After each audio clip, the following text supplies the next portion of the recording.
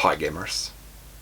I haven't done a collecting tips video in a long time, and this time I'm not going to be talking about how to get more games, where to buy more games, how to display your games. I'm going to be talking about how to sell your games and why you would sell your games and stuff like that. Getting your collection more streamlined and better in that way. But first let me tell you about myself. As a collector, maybe up until a few years ago I was a collector who collected everything for every console. And well, maybe not the oldest Ataris, I never got into those, but basically everything from the NES up I collected, both in home console and handheld form. And it was great. I get to own and play many games and systems that I never owned as a kid, and it was really fantastic to finally play consoles like PC Engine, or even Sega consoles. I wasn't a Sega kid, but I get to play Sega on a later stage in my life, and it was fantastic. And I really loved collecting games for everything. But last year I kinda decided that maybe I don't need all of these games, and I decided to cut my handheld games, non-Nintendo handheld games, to be more precise. So I sold my Wonders 1 Color, Game Gear, Neo Geo Pocket Color, and even my PSP and PS Vita. I just decided that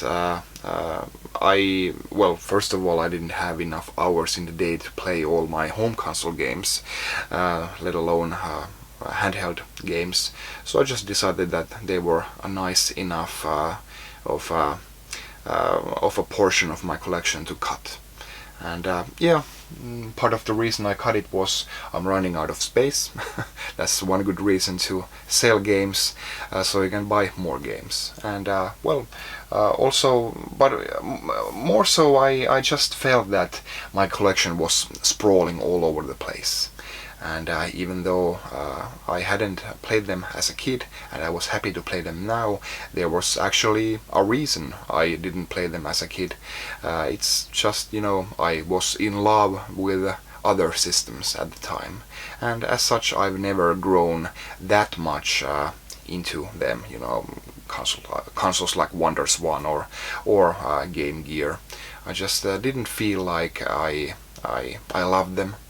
I was just collecting them, and like I said, it was all fine and good for a time, but I just decided that I'm gonna sell them, and yeah, I've really enjoyed it. I kind of feel like my collection is, even though I lost maybe 100 games in the process, nothing too major, but I feel like my collection is actually better after I sold some of the smaller stuff that I owned. I didn't really have many games for those consoles, like I said, and I just feel like my collection is more streamlined now. And that's basically my tip for you guys as well, is that don't collect anything that you don't really love. And don't collect stuff just because you feel like somebody else thinks that you should collect. Don't let anybody, be it your friend or somebody on YouTube, tell that yeah, you really need to collect that console. You're not a real collector if you don't collect that console. That's just not true. You can collect anything that you want. And that being said, I'm kinda warming up to the idea that I'm selling my CDI and 3DO consoles as well, stuff like that, Jaguar. They are great consoles. Every console has some redeeming feature or game, but like I said, I just don't love them, and I feel like I could just get more focused on Nintendo Sega, Sony, Microsoft, SNK, and you know, these 5 companies have made like 20 different consoles. So it's not like I'm running out of stuff to collect for, even though I would sell my CDI. There the games are, just looking at me. And yeah, you know, you don't owe anybody anything. Collect the stuff that makes you happy. And yeah, and it's not like I've lost anything. That's really one of the things that people might get, you know, a bit nostalgic when they sell something, and feel like, you know, I maybe lost the time that I put into collecting here, lost the money that I put into there. But yeah, I really didn't lose any time here, because I have had fun collecting them and playing them.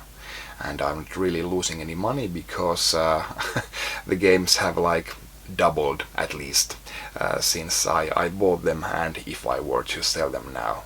So it's of course nice to have some extra money lying around in order to buy more games.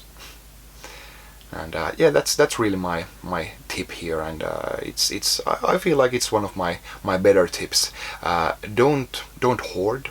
You know, us collectors have, I'm sure that many of you have been called a hoarder. I know I have, in the YouTube comments. And you know, that's just, a hoarder is somebody who has stuff lying around on the floor, and a collector is somebody who takes pride in their collection. And that's as long as you take pride in it, you know, you can't go wrong. And with that, I thank you for watching. I'll see you next time. Bye.